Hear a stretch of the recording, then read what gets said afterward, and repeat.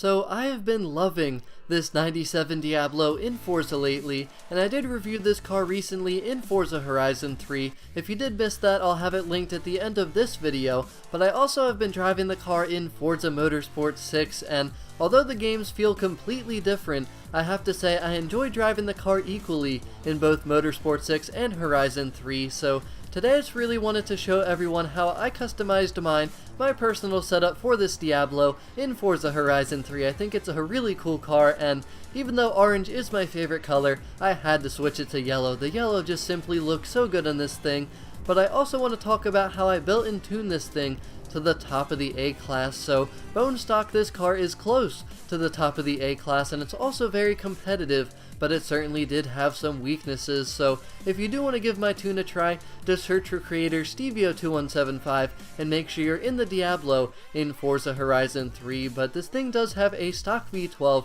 so the top speed and acceleration on this thing were already really good, and the weight percentages were set up perfectly, so the rear-wheel drive grip is also fantastic. But this is the time I was able to set with this car bone stock on this same sprint race that you're about to see right now, once again against unbeatable drivatars, but this time around with my tuning setup for this Diablo. So let's see how much better of a time I can get, and also how much higher up on the leaderboards I can get with this thing now that it's tuned. But basically everything I did went for handling, weight reduction, and braking. That was pretty much what I was focusing on, and although my driving in this race wasn't all that great, it was certainly far from perfect. This thing still dominated the unbeatable drivatars. Once again, I smoked them, just like I did when I drove this thing stock against these guys, so I was very impressed with this thing. I mean, this car is just so much fun because the grip is so good for a rear-wheel drive car, but it turns way better now. We put wider tires to help with the handling, and also anti-roll bars, which all the suspension settings, I basically made the car stiffer so it would just respond a little bit quicker and not have quite as much sway, because the car does have a little bit of sway when it's stock. It's not too bad, but the main thing was I put race brakes on this thing because the braking distances were pretty long distances. I mean, the car's braking was not good at all. And we also put the sport transmission. I took away a little bit of top speed to get some more acceleration out of the thing, which definitely made the car quicker.